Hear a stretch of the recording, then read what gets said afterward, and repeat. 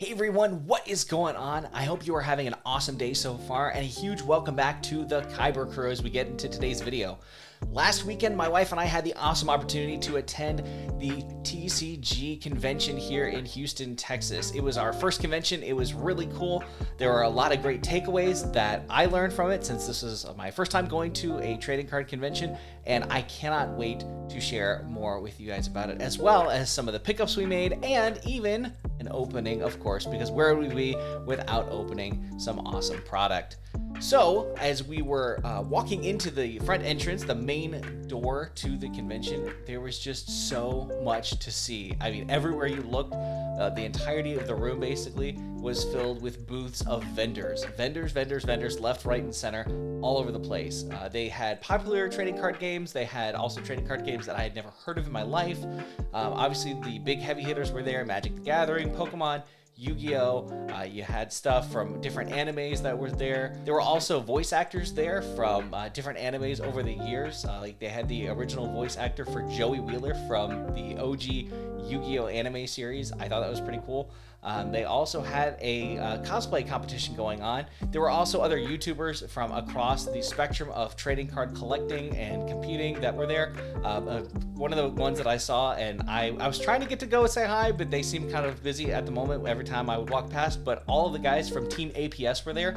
If you happen to keep tabs on them or follow them at all on either YouTube or any other social media platforms, they were all there. It was really cool just to get to see them in person, interacting with people from the community. There was little competitions and contests you could play in, all sorts of crazy different kind of like carnival games, I guess, that you could play. I participated in a couple of them. I think it paid off pretty well. I'll show you guys here in a little bit as we get into some of the single pickups just a little bit from now that we picked up from the convention. A few big things to note, some big takeaways. If you've never been to a trading card convention before, learn from my mistakes so that you can make different ones. Okay, big takeaway number one: bring cash. Number one, bring cash with you. They were not charging tax, like sales tax, if you will, on cash purchases. They were also knocking a few dollars off depending on how much product you bought at some of the vendors.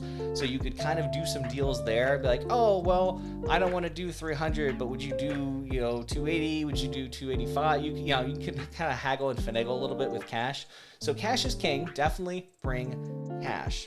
Also, if you are looking to make trades, make sure that your cards are in the raw. They want raw cards. I brought some slab cards with me from Yu-Gi-Oh! That I was interested in potentially trading or selling and letting go of, and it was really tough to try and get those to move on my end because a lot of the vendors either A, weren't interested in those, or they just didn't want to cross over and have Yu-Gi-Oh! Mixed in with their Pokemon booth, which I completely understand.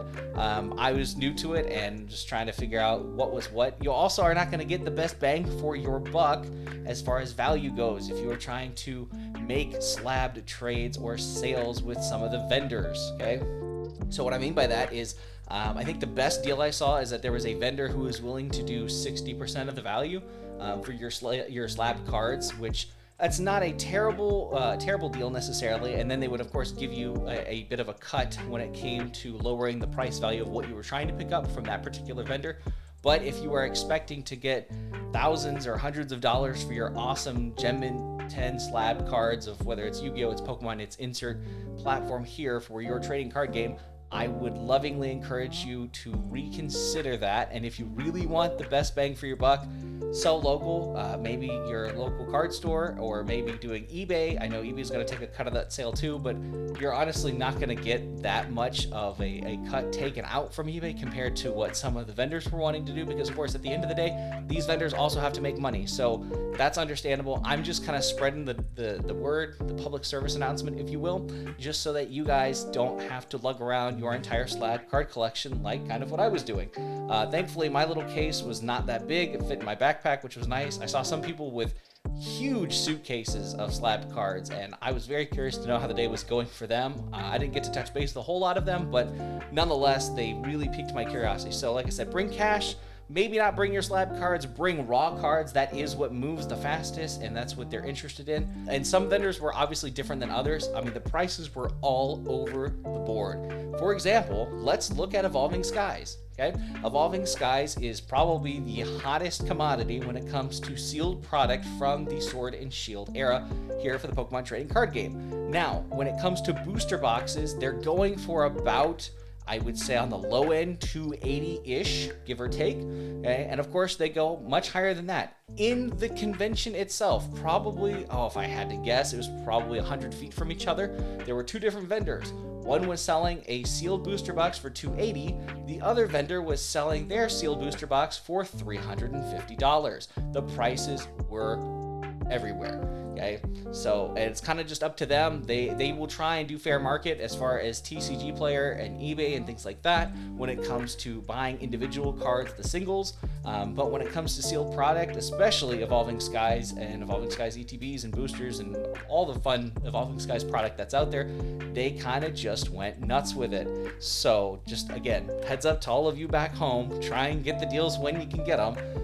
But also they're just trying to make a living. They're decent people. I love the interactions I had. Nobody was really mean, which was cool. And we're all part of the same community, whether you're Yu-Gi-Oh, whether you're Pokemon, whether you're Magic the Gathering. It doesn't really matter at the end of the day because we all have the same love, the same drive, the same passion for trading cards and for collecting and for opening and for all sorts of fun when it comes to cards.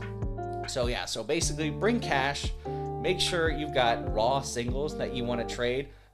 The better, the higher the quality, obviously the better, but also if you've got alternate arts that you want to get rid of from any set, especially in Pokemon, if you've got, let's see, like some of the stuff, for example, from Crown Zenith. I had just cracked my Crown Zenith ETBs from the previous video. I brought some of those cards, not all of them.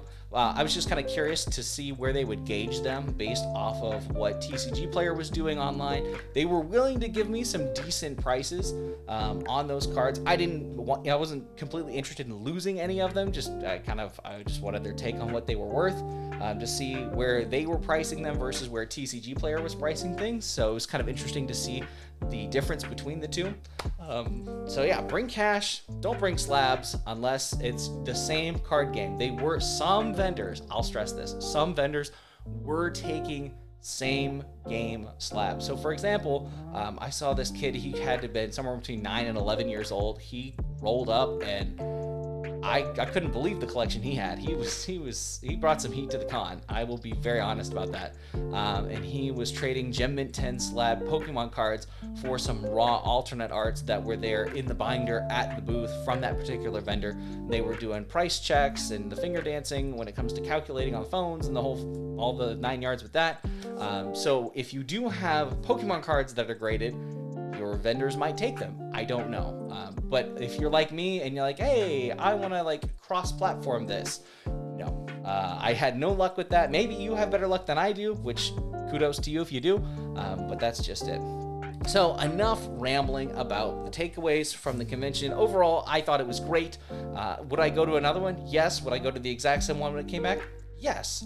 I had fun. Aaron had a blast. And now, ladies and gentlemen, the moment you've all been waiting for, to see the pickups that we got. Okay, so here in the binder, we have the pickups that we got from the convention. So we've got these 3 Charizards. These are the 3 Charizard promos from the Ultra Premium Collection box that recently came out this past year in 2022. I also then picked up the Reshiram and Charizard Tag Team over here. Beautiful looking card. Here in the middle, this bad boy. I'm gonna see if I can get rid of the glare. There we go. That would be the Lugia V alternate art from Silver Tempest. I found that at a decent price, so I figured why not snag that because I don't know when I'm gonna pull it. However, I am determined to pull it for myself as well. And then these cards over here that I am indicating to in the binder, we got a Rayquaza VMAX. Oh, if the glare will get off that. We got the Rayquaza VMAX. We've got a Leafeon VMAX, Leafeon V. We've got the Flygon GX, and then we've got a Whimsicott V-Star over here. We've got a Bunnelby Shiny, and then this one doesn't fit in the binder because it's still in its original packaging and a top loader, but this is the Eevee VMAX. It's a promo card, and I got those cards aside from basically, so these 5 I bought and picked up, and then the rest of them are all byproducts of a fun little carnival-esque game that I played. There were these numbered and labeled boxes, and you would pay $10, and with the cost of the $10, you would get to pick a box, a numbered box. You just tell them the number you want. they go grab it for you, they bring it back. You get to open the box. You are guaranteed to get your $10 in value back when it comes to cards, which was awesome. I loved that. So you weren't losing any money when it came to, like, oh, it's a mystery box, oh, it's a dud. No, you were guaranteed at least to get your $10. You could get a lot more. There were some cards that were in the boxes, I was told, that they were worth $10 a piece. They were 15, 20, 30. They had some heavy hitting cards in those boxes. I got to see a couple of people off in the distance when I had moved down the line to a different booth get some really crazy hits from this game at this booth. But what really enticed me is that there were some mystery boxes within the whole lot of boxes, to where if you were the big time winner, you basically got to pick your prize off the top shelf items. And the top shelf items, you could have had like a Hidden Fates ETB, there was a Charizard UPC you could have picked from, there was a whole slew of sealed product that you could have picked from, and you just won it and got it for free. The only thing that you paid was the $10 to buy into the game, which to me, of course, that's, it's intriguing. It's how they got their money a lot of the times. They also did $20 pack battles where winner takes all, and I think it was like 3 or 4 packs that you got to pick. That always seems intriguing, but I also didn't want to risk it for the biscuit when it came to that, because of some of these pickups that I had gotten earlier in the day. But as part of the boxes that I did pull, most of them would come with 1, if not 2 of those other cards, like the Leafeons, you got the Whimsicott, the Bunnelby, and then that EV VMAX, as well as the Flygon GX. They all came with these glorious packs. So there was 1 pack of Silver Tempest per box that I got. There were, of course, other packs in there as well. They didn't really have any early Sword and Shield in those boxes. What I did see was like Lost Origin, Astral Radiance, Silver Tempest, things like that. Some people were claiming that they got Evolving Skies packs out of there. I didn't happen to see any when I did it. So these are the 4 packs that I got, 3 Lugia pack arts, and of course, we've got the last, final, and 4th one. So those are the packs that I picked up. In addition to the packs, I was able to secure 2 booster boxes, one of which we are more than likely going to crack open here on the channel in the near future, and that would be a box of Chilling Reign. I am so excited that we got our hands on a sealed box of Chilling Reign. The really big pickup, in my opinion, was the fact that I found in the wild for a decent price a minty, very minty, it was case fresh, by the way, a minty sealed box of Evolving Skies. The guy actually who was running the booth had packed up for the day because nobody was buying them, which I thought was crazy because his price was lower than average. And so he had left for the con for the day, and I got in contact with him from his buddies, and he basically turned his vehicle around and met me outside, and we kind of just sealed the deal there. So I've got that sealed. I don't know if we're gonna crack that one open here in the near future. I might leave that sealed for a bit. I also do have some Evolving Skies ETBs that I had previously purchased. They weren't from the con, so who knows, maybe one day we're gonna go Moonbrowne hunting. I don't know just yet, but it'll be exciting to see what we pull, if nothing else, from that box of Chilling Reign. So my wonderful, wonderful friends, without further delay, the opening. Alrighty, as I mentioned before, we do have 4 individual packs of Silver Tempest to get into as part of the opening for our video regarding the recent TCG Con that I went to. Where would we be without an opening? Lord only knows. So we'll get into this first pack. Who knows? Are we going to pull the that Lugia, the Lugia V alternate art that I recently picked up? I think it'd be great. I'd love to have more than one. So do us a favor, comment down below what you think we're gonna pull out of today's opening. Don't cheat. Don't cheat. Don't wait till the end and tell me that I didn't get anything if you cheated and we didn't get anything. No. Put it in now. Put it in now. Go ahead. I'll even wait for you a little bit as I give you the first code card for pack number 1 that we're gonna get into. Now, of course, I would appreciate it if you would send your luck via, guess what, the like button. So smash the like button, give us your luck. Here's our energy card that we're getting into. And of course, if you're enjoying the content for today, make sure to subscribe if you haven't done so already, so that you don't miss any piece of content coming down the pipeline here in the future at the Team Kybur channel. We got Stunkfish. We'll keep it together. No party fouls today, ladies and gentlemen. We can't have party fouls. Full picks. We've got Brandon for the reverse, and we've got a Zygarde non-holo for the rare. All right, well, that's 1 pack down. We do have 3 left to go. These are 3 Lugia pack artworks. I am excited because Number one, I'm a huge Lugia fan. I have been part of the TCG community, I guess, off and on. I was one of the OG kids in my class back in the late 90s when everything was really popular, and Pokemania, as it's called, was really huge. And then, of course, whenever nobody was interested in doing it anymore, so the fad died out at my school, and then my mom quit buying me packs. Not that I blame her for that. I probably asked her not to, knowing me, because I was like, oh, it's not cool anymore. So I dropped off for a while. There's code card number 2. And then I got back into it, basically, towards the midsection of Sword and Shield, and here we are today. So we've got, we did it. We did one too many, didn't we? There we go. Sorry about that. We've got our energy card, reminiscing on the past too much. That's my fault. We got Corellia. We got Venomoth. We got Wallace. We have Whalmer. Murkrow. Ooh, and Molga. Durant. Come on. What are we pulling today? Metatite. We got Hisuian Bravery. And in the back we have Kling. Okay. You know, you start feeling it, and then you just get a little disappointed when it doesn't happen. But that's okay. I still have love for it. We're going to get into pack number 3 here. Get rid of the packaging. Send out the code card to y'all back home. And then we will just dive into things, and we'll see what can we pull for pack number 3. Alrighty, here we go. We got our Psychic Energy. We have Altaria. Beautiful artwork for Altaria. We got some Lance Love here, Fletchender, Fennekin. Wow, we got some serious fire going here today. Spinarak. We've got Beldum. We've got Krogunk, Solaces, Slurpuff, and we've got Archeops. And look, it's a holo. I almost missed it, but it is in fact a holo rare. Ah. My. The final pack. Last pack magic for us today for this opening from the TCG Con that I recently got to attend over the weekend here in Houston. We're going to see what we can pull out of this pack today. Like I said, if you haven't done so already, please smash that like button, hit subscribe to the channel, and leave a comment down below about things you would like to see us open here in the future at Team Kybur. Here we go. We've got our energy. We have Hypno. I don't even know if this pack is packaged right, because now I'm really confused about how this is going. A Dragonair, Durant, a Ralts.